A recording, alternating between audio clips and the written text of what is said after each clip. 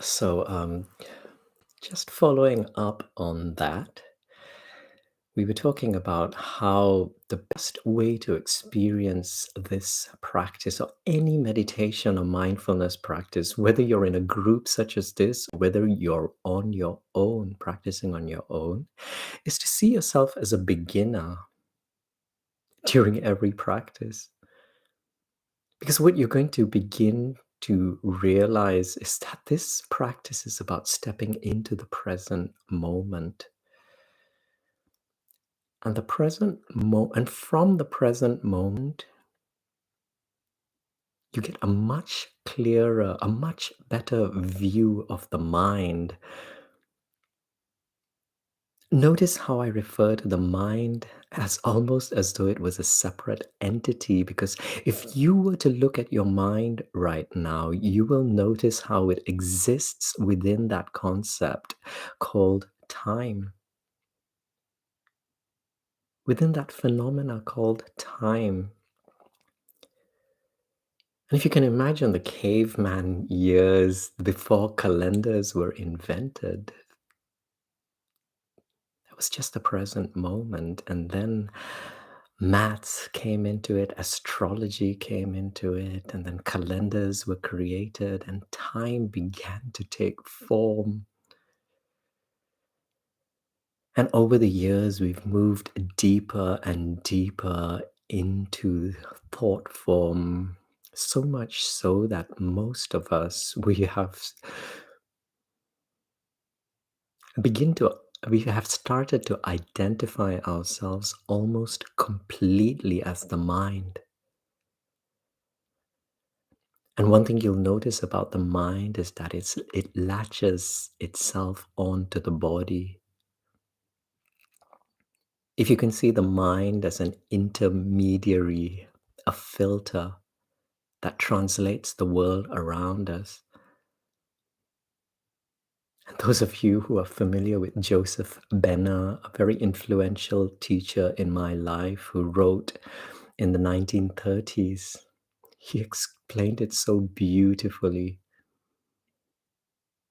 He, he tried to describe how the world around us, this table in front of you, the cushions that you sit on, the hand that you can feel right now, all made up of atoms and molecules. And even the air around you that you cannot see, also atoms and molecules, but more sparsely arranged. Our bodies, the walls around us, the tables, the chairs, the computer screens, they reflect light, and therefore they appear solid. And the way in which he explained it was that it's all energy. Everything around us is energy. But now this energy needs to be translated so that the brain can make sense of it. And the brain, atoms and molecules, a biological organism. So how can we make sense of the world around us? Through the mind. And the mind developed in this way as a filter, as something that would help us to translate this energy around us into biological signals, into electrical signals, and so much more, which I probably am unable to grasp yet at this point in my life. And so gradually, the mind, it begins to slow this energy down. It begins to translate it, feed it into this biological organism called the mind. And then begins the identification between body and mind.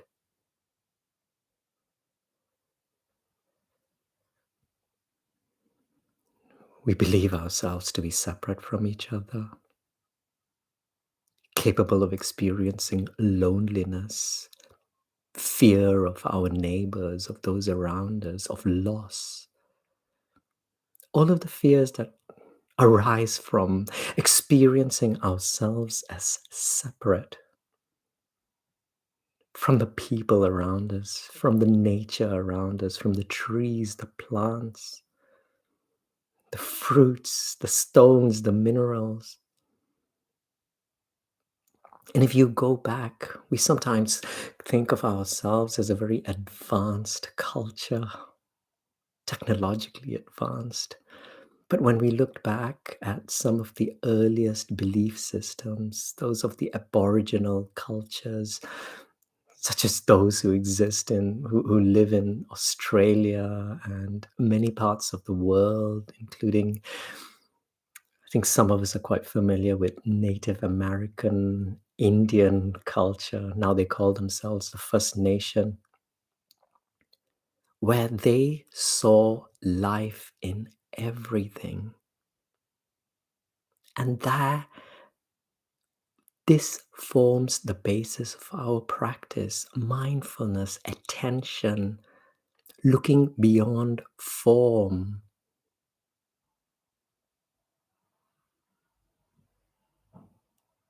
experiencing the life within the stone, within the leaf, within the flower, within our bodies, within each other,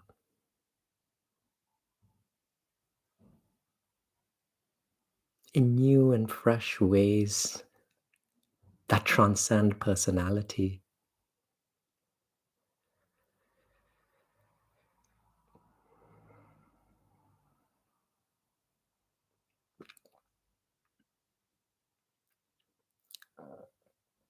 Enough words. But sometimes I always feel it's nice to get a little bit of background knowledge into the practice, and then remind ourselves that this practice is not about this 1 hour that we spend together. This is a practice that we will take with us beyond this hour as we prepare our food, as we do our grocery shopping, as we interact with those we care about, and very often strangers.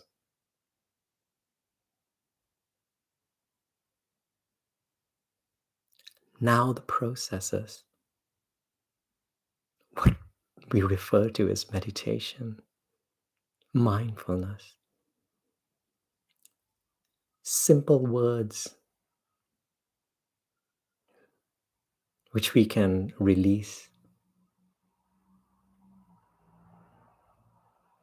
as we move into a much easier practice,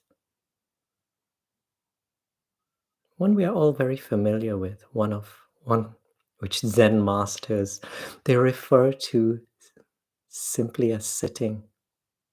We're doing a sitting. Well, I accept some of you might be lying down because that might be a more comfortable posture for you. So you can call this a practice of either sitting or lying down and breathing. But that doesn't quite make sense. You didn't give up you're not giving up an hour just to do something so mundane and boring. So what's the difference? You are going to sit, you are going to breathe, you are going to lie down, but you're going to be more aware of this than ever before. Sitting for the first time, lying down for the first time, breathing for the first time. Here's the bell so that we may begin together as beginners, practicing sitting for the first time, wondering with a childlike curiosity as to what I will experience in this present moment. Now that I have released every previous practice that I have ever entered into.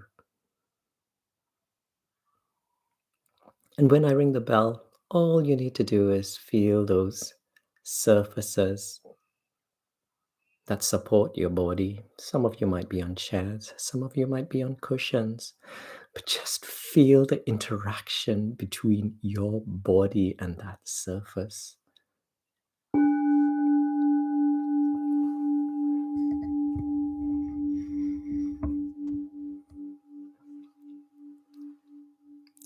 Almost as though you were an aeroplane landing on a runway. So you don't need to stop everything immediately because you will still notice the mind thinking. Right now, you're just touching down on the surfaces underneath you.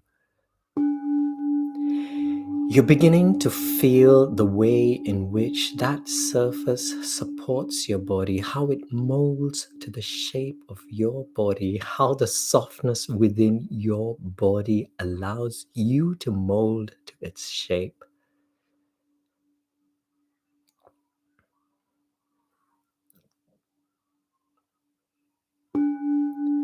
And to get a more holistic experience of the body, let's focus on the spinal column by stretching the top end of the spinal column upward and then stretching the tail end downwards.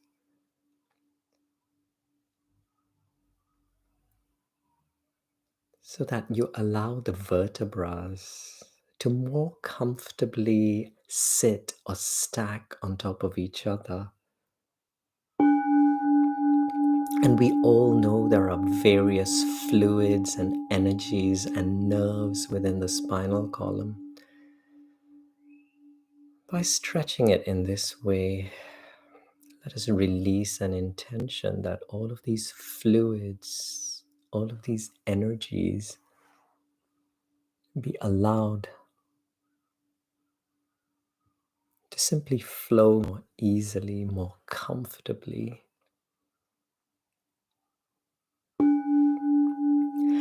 Perhaps even activating those healing qualities within the spinal column, within the marrow of the bone, as we awaken our immune systems.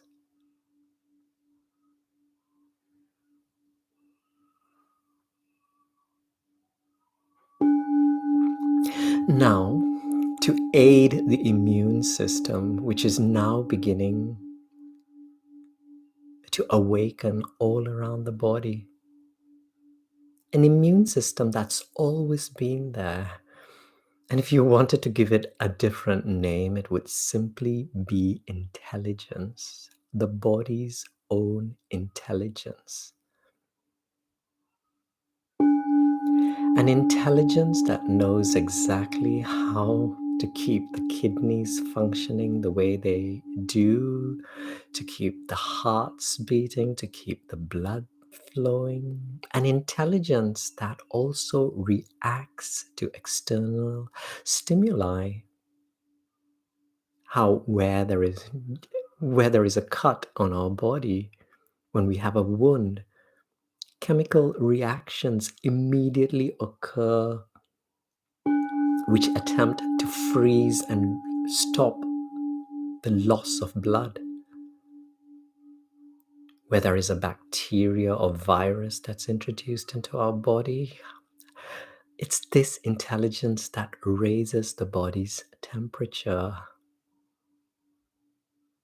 And it goes on and on and on. But by that standard, doesn't that mean we should all have perfect health? That we shouldn't be having those aches and pains and all else that doctors have labeled us with? This is where we begin to discover that we have been unknowingly, most of the time, unknowingly fighting the immune system. I don't want you to think too much, but if you've ever experienced stress, worry, anger, depression, sadness, wonderful emotions, a part of the human experience, no doubt. But very often, very strong and useful indicators of how we have identified ourselves with our mind, with our thoughts.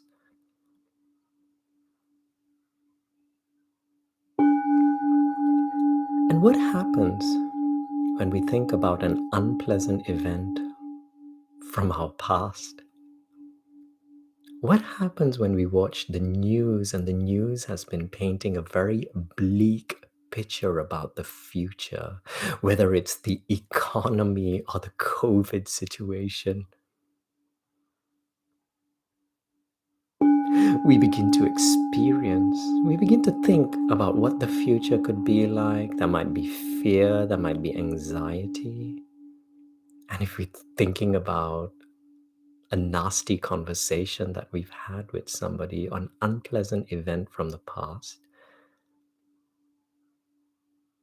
the body has no way of distinguishing between the past, future, and the present moment. And so the body actually believes that you are reliving that argument. The body actually believes that you are going through that event in the future that the newscasters were talking about with their dramatic music and their serious eyes and voices. It actually believes all of that is happening. And you experience stress, worry, and this translates in the body. Muscles begin to tighten.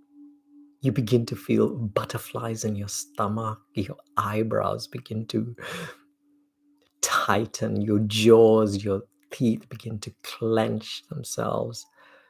And it goes on and on and on. And all of these are examples as to how we fight and push against our immune systems.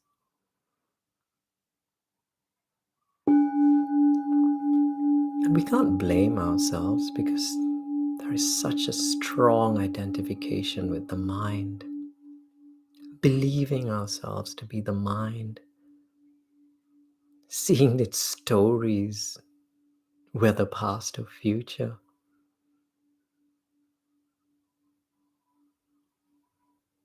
But for a brief moment with the ringing of this bell, can remind yourself, where are you? Where are you? Where is your body? You're on this chair, you're on this cushion, you're in this room, you're in this space. Do you feel safe?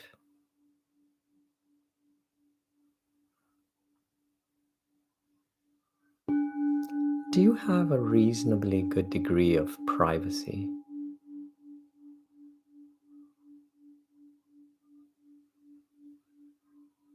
You're at this practice, so no matter what physical ailments or labels doctors have given you, there appears to be more right with your body than wrong,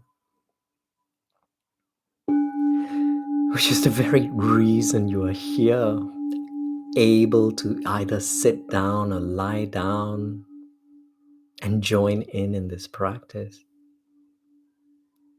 How does your stomach feel? Comfortable? Fairly full?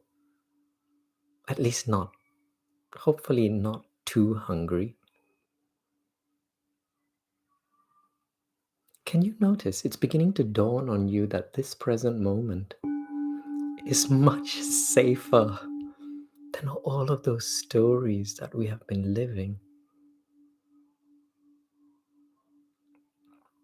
And Eckhart Tolle, he often uses this very contrasting story that I like about the billionaire who's lost everything. In fact, from billionaire, he's now billions in debt. Let's just say he's billions in debt and has no choice other than to declare bankruptcy. Now, billionaire, bankruptcy, loss, all a part of the story. Stress, worry, anxiety. What will my friends think of me? I can no longer afford those credit cards that give me the status where waiters and chauffeurs and private jets give me the respect I once had. A part of the story. But then Eckhart Tolle says all he is a man walking on the pavement, walking to the bus stop. If he was able to be present in the now, it would award him the stillness and the beauty of being able to grasp the leaves and the flowers and the clouds in the sky and the breeze brushing against his skin. He would be a man or a she, a woman walking along the pavement towards a bus stop. Stillness, silence, passing perhaps another pedestrian and another, and a child in a pram.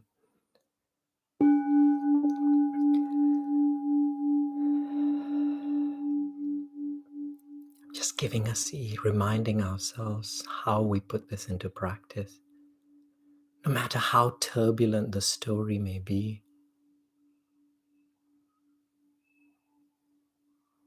returning back into the present moment more fully than ever before, so that all that becomes relevant is the next step, literally the next footstep, where it's going to land, which muscles are involved in moving, and how the balance within the body is shifting, and how the breath is entering in through the nostrils. The stillness of the present moment.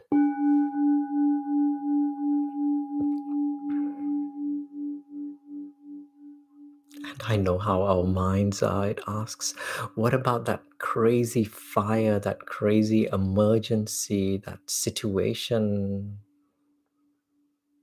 which we all wish would never happen? What about that? What happens when that happens? Have you ever noticed how heroes are often born during those points?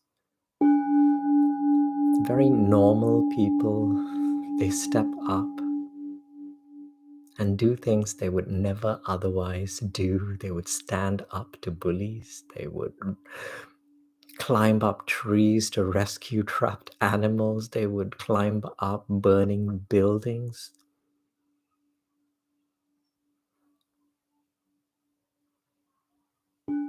Examples of how extreme levels of pain and stress sometimes push us out of our thought form, push us beyond our minds into the present moment, where we simply do what needs to be done at that moment, not thinking, not calculating, simply being present and no longer doing.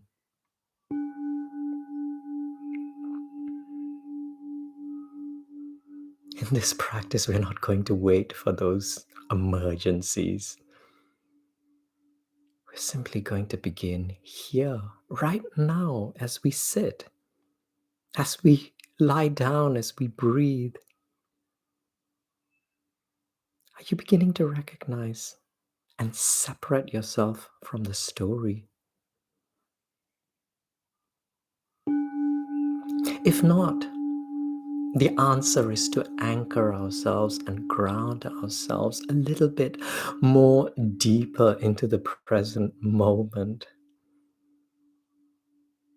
And I think at the beginning of this practice, we've already recognize the bodies are resting on these chairs, cushions, or mattresses.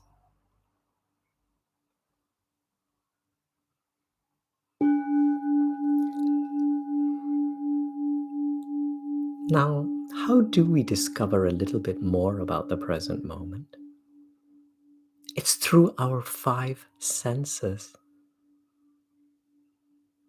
By exploring the points of contact between body and cushion or mat or chair, we have been exploring the sense of touch, but specifically around those areas of the body.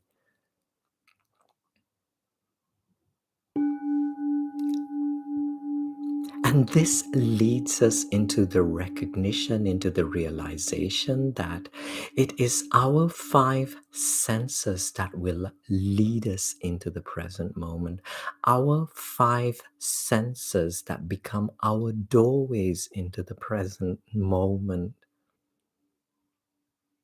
through which all of that energy, the light is reflected and enters in through our eyes.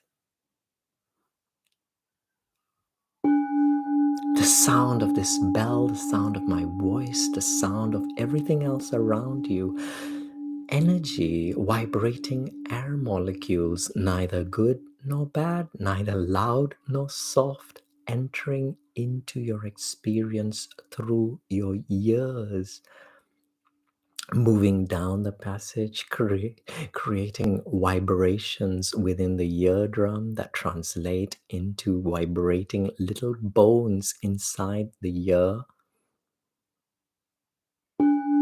which then in turn somehow connect themselves to nerves, translating all of this into electrical signals that move through the brain. The ears, the eyes, doorways into this present moment. And then there is the sense of smell and the sense of taste that may not may or may not be so relevant to you at this moment, but they will be when you sit down to consume your drinks and your food, when you walk through the garden, when you approach the flowers and the herbs, when you cook.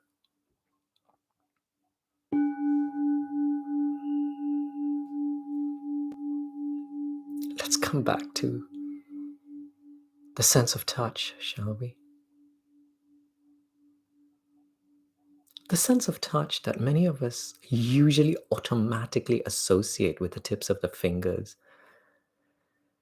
simply because there is a very high concentration of nerves there. It tells us what's hot, what's cold, what's sharp, what's blunt. So bring your attention to the tips of your fingers. And remember, there's nothing wrong that you should be experiencing. There's no right, there's no wrong. This is your incredibly unique and specific experience. There may be numbness, there may be humidity, there may be the warmth of a part of your body upon which your hands and your fingers may be resting. There may be fabric. But whatever it is you're experiencing is perfect.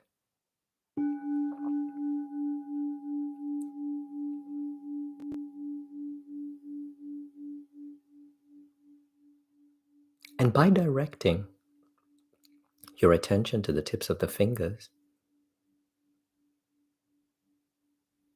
by seeking out how these sensations are experienced, you are utilizing the mind. Simply because it's the mind that's going to tell you this is what numbness feels like. Yep, I felt this before. Notice how you're filtering these sensations. This is what warmth feels like, simply because the mind compares it with what coldness or coolness is. Notice how the mind needs to exist within that concept called time, and in order to enable us to translate all of these neutral sensations, giving us these various meanings, these various translations, each and every one a very specific and unique experience.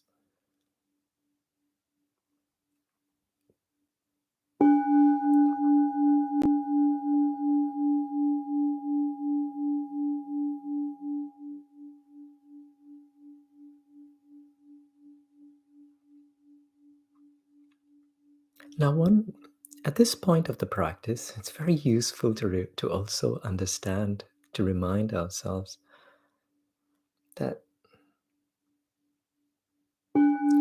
we are also learning that, or rather remembering that we can direct the mind.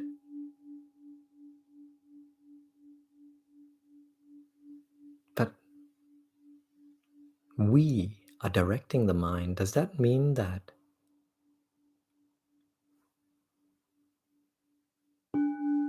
we are the director?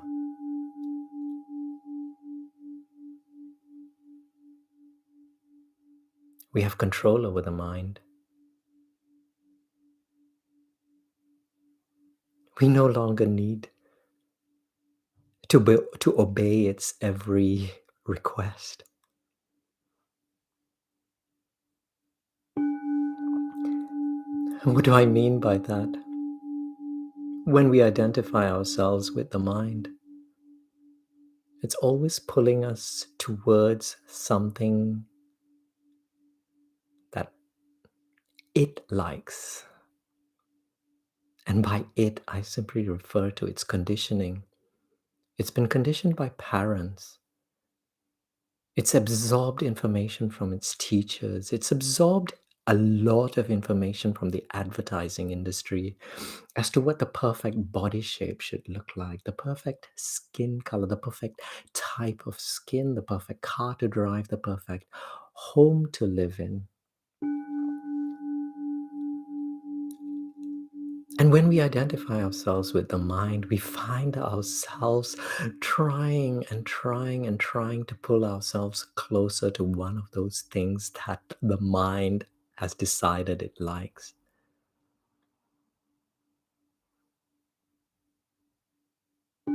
And sometimes it's the complete opposite. The mind has decided what it doesn't like. It hates. It hates. Sometimes it does not like people who dress a certain way, who wear a certain type of clothing, who act a certain way, who speak a particular language, who have a particular skin color, particular foods. And we spend a lot of effort and a lot of time pushing against these things that we do not like. And so that becomes a part of the whole story when we are fully identified with the mind. One of striving towards or pushing against, and it gets very tiring, which is why just for this practice, just for the remaining half an hour or so that we have, let's experience what it feels like to be above the mind, outside of the mind, around the mind.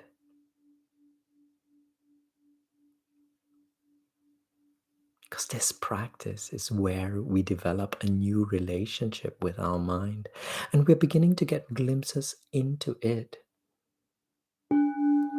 Simply because as we step into this space that is so much more vast and larger and so much more real than the mind, we begin to tap into that part of ourselves that is eternal, that has the ability to direct thought, that has the ability to direct the mind. And right now, We're getting glimpses of it as we have directed our minds to the tips of our fingers and now to the palms of the hands and now to the back of the hands and now up the arms. Some of us have short sleeved items of clothing and some of us long sleeves. So you may already have started to experience the fabric wrapping itself around your arms, the softness of the fabric that allows it to bend around the elbows. Notice how we are activating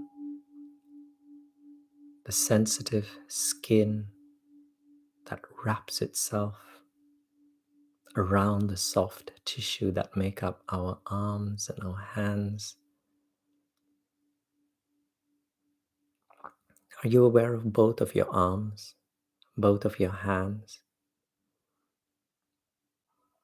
Now, with the ringing of this bell, release any pockets of tightness that you may be experiencing within your arms. It's almost as though you were giving up your skin to the forces of gravity so your skin loosens itself. And of course, the skin, it's connected to the muscle and the other layers of skin underneath, the nerves. Releasing, relaxing.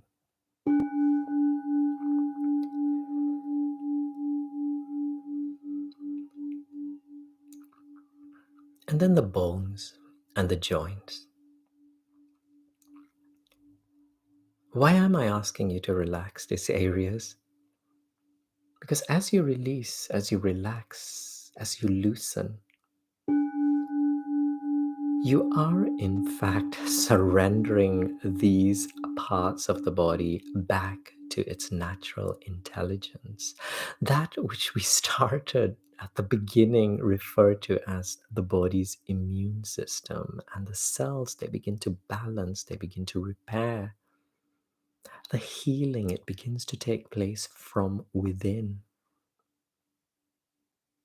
And if there's nothing wrong, then it's just the balancing, the rejuvenating, the re-energizing, whatever you want to call it. Sometimes we feel very tired. Just let go, just release, just loosen. And as you loosen your arms, you find how the arms connect themselves to the shoulders, and how the weight of the arms, they begin to pull the shoulders down. And this becomes the perfect moment to loosen your shoulders, to relax all of those layers of muscle that surround and make up the shoulders.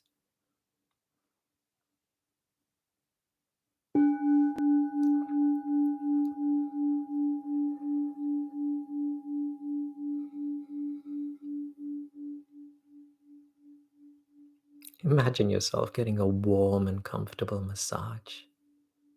In fact, you don't even have to massage it. If you think it'll help, let, let your hands massage your shoulders for a little bit, just to give you that tangible experience of letting go.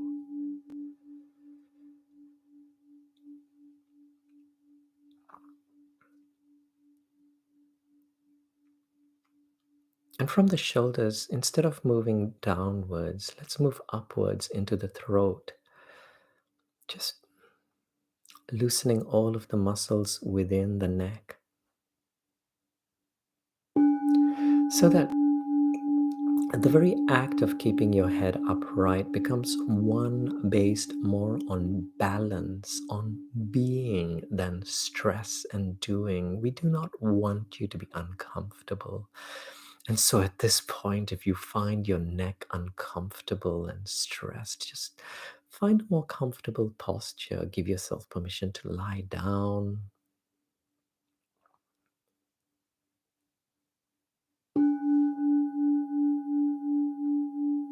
And then moving your awareness into the lower jaw,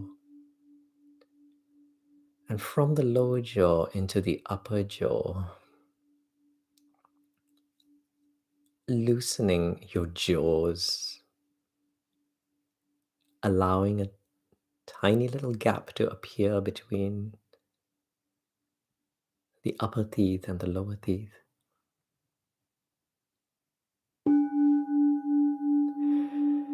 And now this spreading throughout the facial muscles and the scalp and the ears and the back of the head. So you literally release an intention. You don't have to worry if it actually happens.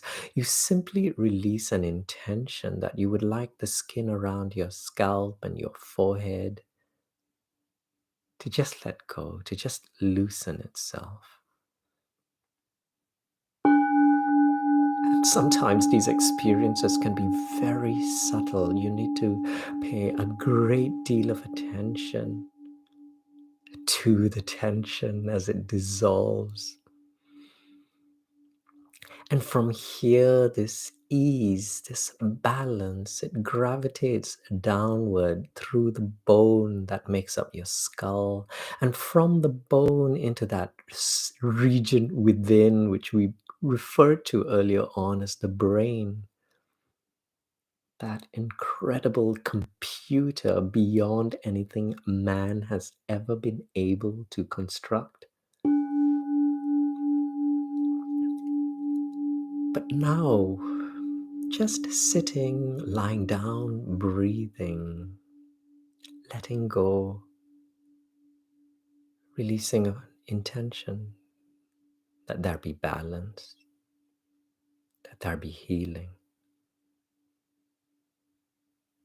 that the perfect chemicals are released from the brain at this particular moment that represent all of the good and comfortable and soothing emotions that usually bring smiles to our lips, ease to our bodies, and comfort to all else.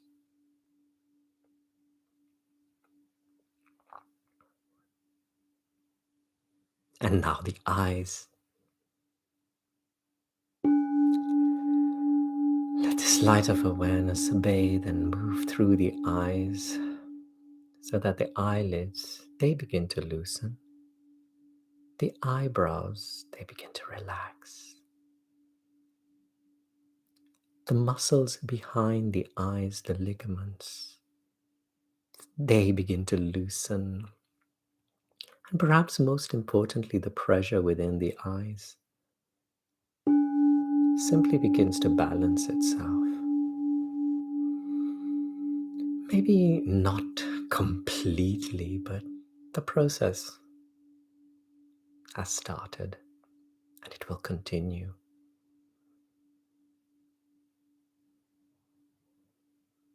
And now this awareness gravitating downwards, back again through the neck, down into the shoulders. And now bathing the chest and the upper back, bathing all of the vital organs in between and within. The lungs, the heart, whatever else exists within this region. And our only duty if you would like to call it that, to release intentions, that there be peace, that there be stillness, that there be balance within this whole region. As the heart continues to beat, as the lungs continue to breathe and extract oxygen and release the carbon dioxide that is no longer required. And this awareness spreads downward through the mid regions and then through the stomach. And in the stomach, bathing the digestive system, this particular area that extracts nutrition and disposes of all that we no longer need. Releasing an intention that all that takes place within this region return back into a space of balance, of ease, of healing, whatever that means to you. And now it gravitates downwards through the whole pelvic region.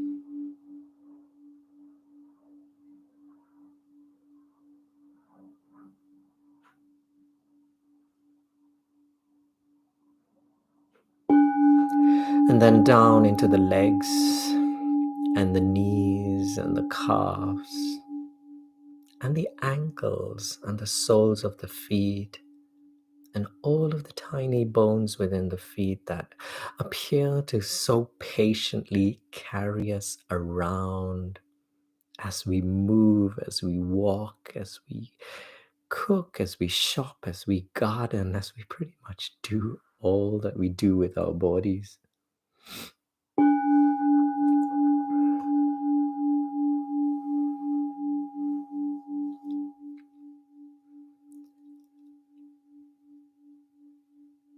And now this awareness, what is awareness? How do you define awareness? How do you define presence?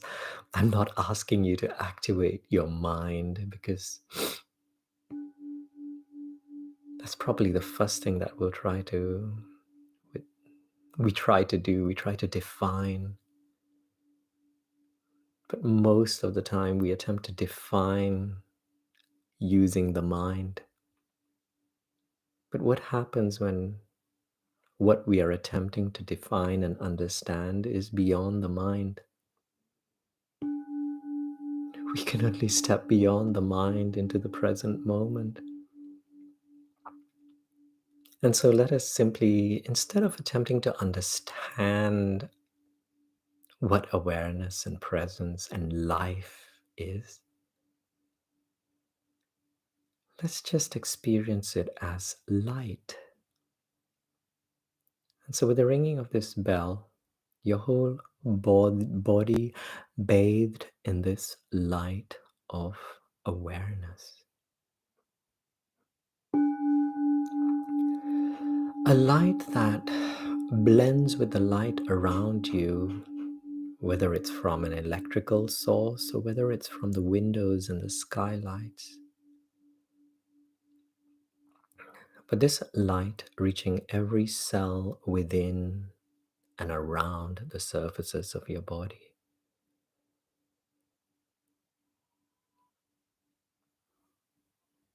Because maybe awareness, let's just play an imaginary game. Maybe awareness is like light. Can't really be defined, can't really be contained, falls equally everywhere. Shadows appear occasionally. We sometimes forget. So maybe we'll use light as a metaphor for awareness. Now, instead of attempting to contain this light within our forms, let us now, with the ringing of this bell, release this light so that it shines and moves beyond our form into the 4 or more corners of the room that you find yourself in.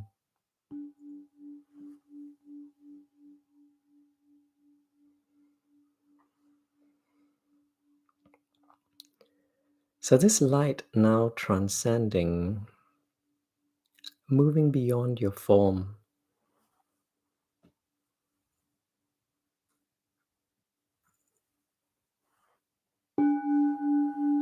reaching every corner of your room. But then, how do you contain this light within this room? There are windows, there are tiny gaps underneath the doors. Let's follow this light through these little gaps, shall we? And soon you begin to find out that this light, it spreads through your corridors, through the streets outside your room and your home and your building. Be this light. Be awareness. No longer needing to contain this light within any particular vessel. And up until this moment, we've been attempting to contain it within this vessel called the body.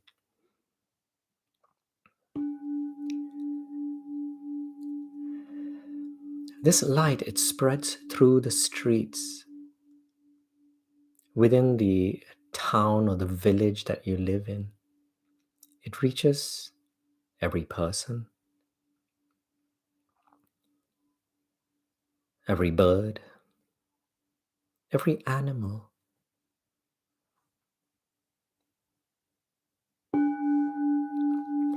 Notice how during these practices, many of you are seasoned practitioners, notice how in each practice you're asked to release judgments. You're asked to not get too caught up in judgments.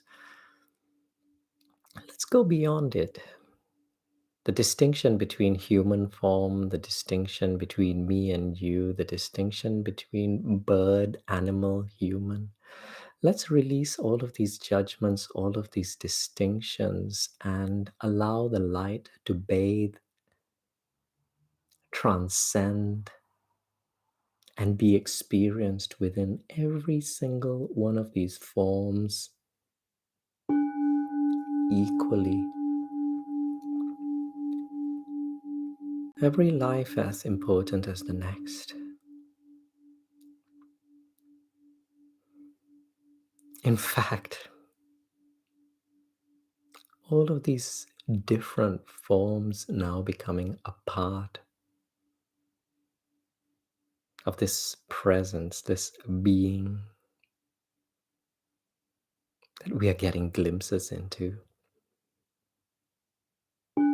And now releasing the need to distinguish between these biological life forms, mammals, birds, reptiles, whatever they are,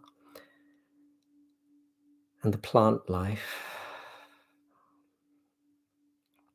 which still have awareness and consciousness within them.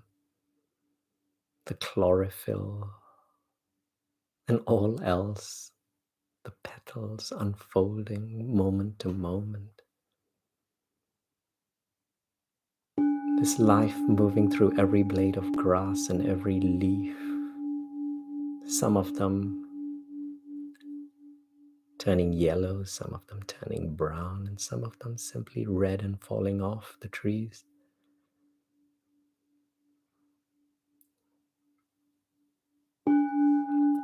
And this light falling on the pavements, on the cars, on the machinery, on the stones, on the pebbles, again releasing the need to distinguish, just like the aboriginal cultures of past, seeing life and consciousness and awareness in all of it worthy of our attention, worthy of our attention, of our presence.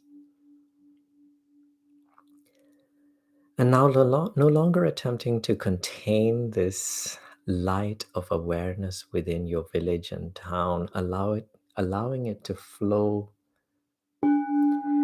beyond counties, beyond islands, beyond borders, beyond seas and channels, through continents, reaching the highest peaks and the deepest of oceans and valleys.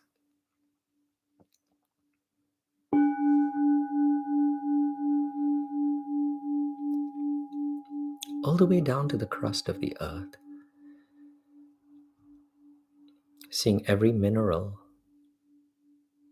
every root, every pebble, every grain of sand as worthy of this presence, of worthy of this attention, as being a part of this present moment that we are tapping into.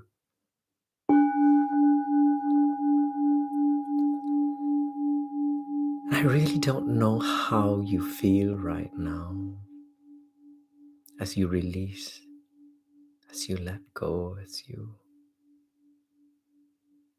begin moving beyond your form, leaving behind all of the challenges and the problems that can only be experienced through the form that we once identified ourselves as.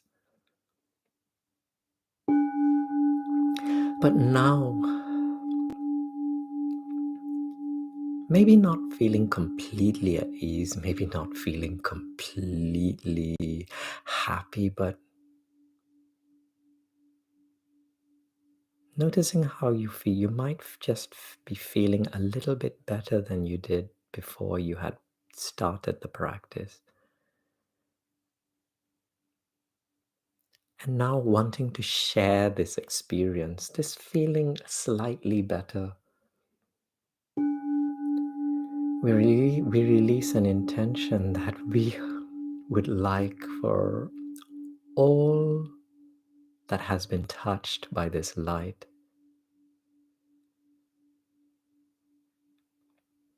whether in farms, in zoos, in hospitals, and prisons,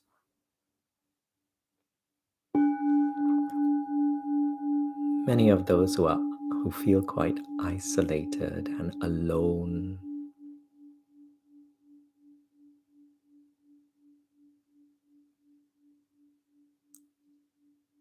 releasing an intention that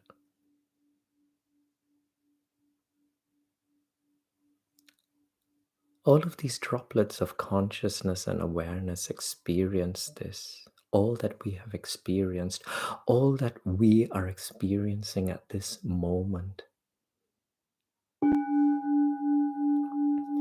Even if it translates just as a warm, it translates itself as a warm meal, a comfortable place to sleep for the night, a friendly and kind smile or word, irrespective of where it arrives from. And then perhaps experiencing, just experiencing, even if it's through our imagination, what the cumulative effect of this tiny little intention is and has been. And then through our breath, drawing ourselves back into this present moment, back into these bodies, back into these seats and cushions.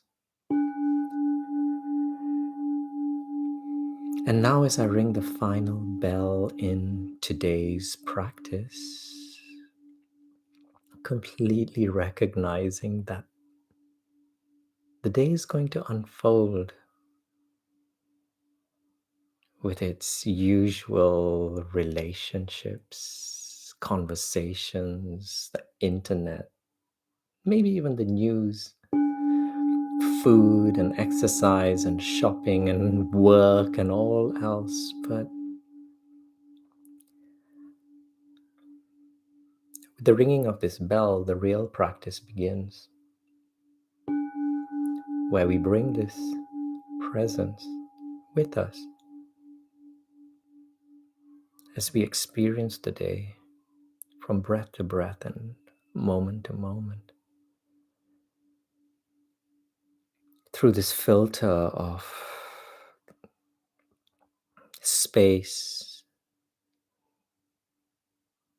where there is kindness, wisdom, and an infinite amount of patience, where there is no longer the need to be somewhere other than where we are, right here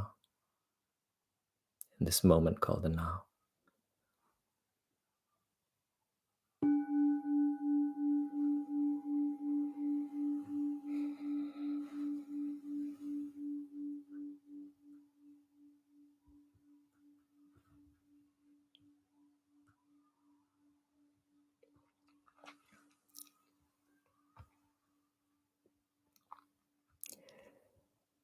Please feel free to unmute yourselves. I don't know if I can hear you.